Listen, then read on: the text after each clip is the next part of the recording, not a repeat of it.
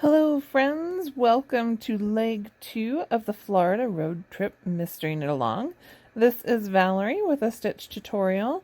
These are my waves in the sand on the sand dunes, and I have gotten started here, and you'll see it has some very elongated stitches, and we do that by using multiple wraps around the needle when we do some yarn over. So I'm going to show you how to do that, and I'm also going to show you how we deal with the edges here. There are a couple of rows where we're using short rows to accommodate the height of the stitches at the edge. So where I am beginning in the pattern is actually row 5. I've already done the 2 setup rows and then the first 4 rows of the pattern. So here we go. I want to show you these short rows, and all short rows are stopping before you get to the end of the row and turning back. There are a lot of different techniques for short rows, and we've done some of those in previous shawls. Particularly German short rows are kind of my favorite, but in this case we don't want anything linking our edging to the main section for a couple of rows. So we're actually not going to do any wrap and turns or German short rows or anything like that. We get to the spot where we're supposed to turn, which is at our edge marker, and we're going to move our yarn to the back so it's ready to go back, and you just turn around and go back. And we're still following the seed stitch pattern of the edge,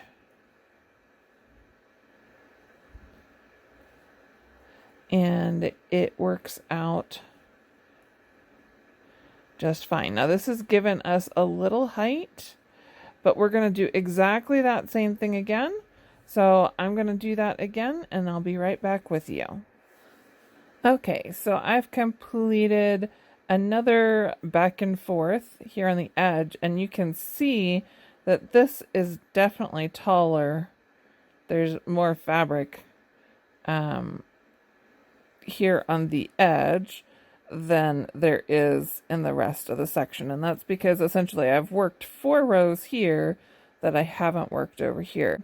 We're now going to go ahead and work our edge one last time, and then we'll get into the body of this lace panel so you can see how the extra yarn overs work. Move the stitch marker. Okay, so I'm over here now into the main section. I'm not going to do anything special. Don't panic that there's this much. It's going to even out. So what we're doing, we're going to insert the tip of the needle into our stitch that we're ready to knit. And instead of just yarning over once or wrapping the yarn once, we're going to wrap it 3 times. Oops. And I find it helpful to use my finger on my other hand to kind of keep that in check. And then I try and keep this loose as I slide it over the needle, making sure that it's not going to like jam up on me, because you still want your work to be able to slide back and forth. All right, now I'm going to do it again. Insert the tip.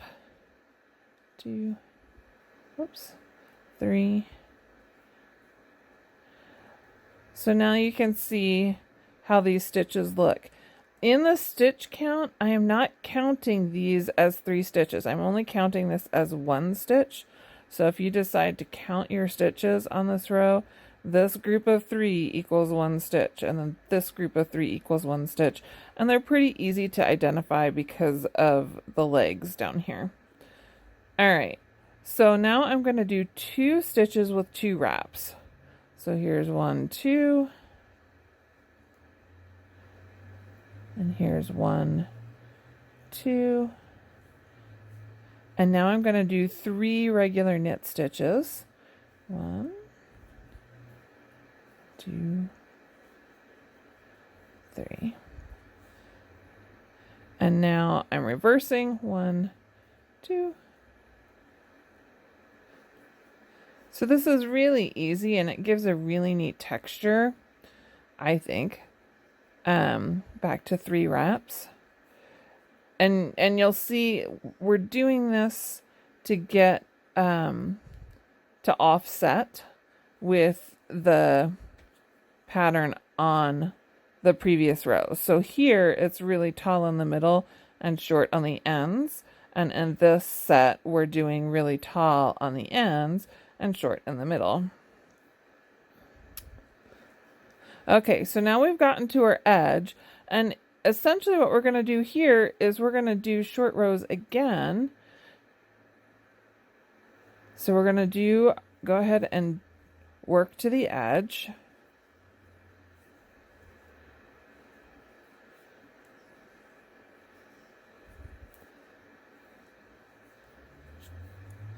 And now I'm going to work just on these 6 stitches for 4 rows. So I'm going to go into the marker, out, in again, out, and then I'll be back with you.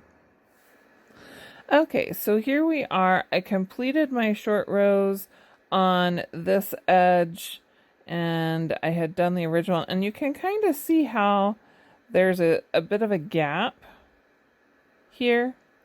And that's because of the height of these rows. And same thing here. There's a bit of a gap. That one's gotten a little slack. But in the pattern, these are referred to what I just did there from the beginning short rows over here across the center to the short rows here at the end. That's referred to as rows 5 through 9 the first time you see it in the pattern. And it's because the short rows give us the height of all that many rows. On the chart, you'll see we've got all these gray squares, and those are squares that don't get worked. And the key here, it says no stitch.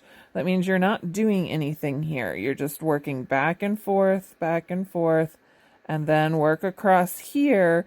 And when you get across here, you end up coming down here and working back and forth again. Okay, so now we're going to start on row 10, and we're going to work our way across, and you're going to see why it was so important that we do those short rows. So on this row, basically, it's only knitting, but as we knit, other than the seed stitch edge, I should say, once we get into the main pattern, it's only knitting. But as we knit, we're going to drop all those extra knits, or wraps, from our knit stitches on the previous row, and that's going to give us the height of those stitches. Okay, so let me get my yarn. So when I do this, I try and be real gentle with these stitches that have extra wraps. I don't really want to pull them a lot because we worked hard to get the extra wraps to set our height. And if you start pulling or messing on this tension, then you kind of defeat the purpose if it all evens out. So I just put well, that didn't go quite the way I wanted it to. But see how that kind of unraveled there on my needle? Let me see if I can explain it better this time. I put the tip of the needle under that first leg and wrap my stitch. So I'm still keeping normal tension on my working yarn. I just don't want to pull too hard on this stuff. And then I'm slipping it off. And I'm not going to worry too much right now about evening that out. I'm going to let that be a little floppy. Here we go. And just let that come off. It's going to self-adjust a little bit. You just don't want to pull it too much. Here are a couple regular knit stitches. And now we get to some more that need to have the extra wraps dropped.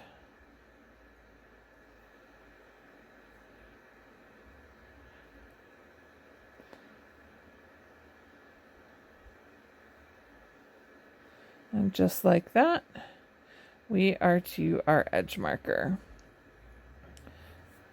So let me do my seed stitch. And then we're going to see how the tension played out on that.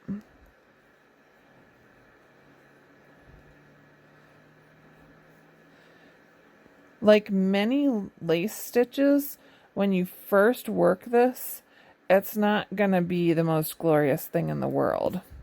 The tension will be a little funny, and this stuff kind of evens out once we get to blocking, which we won't do till the end of the shawl, but you can get a feel for it here by the stretch. So these stitches here at the end on either side, they had all those extra wraps, and you can see when we stretch that, that brings them out just about to the exact height that we got with all those short rows. So that's why we did that. And you can see this gives us a little bit of an arch.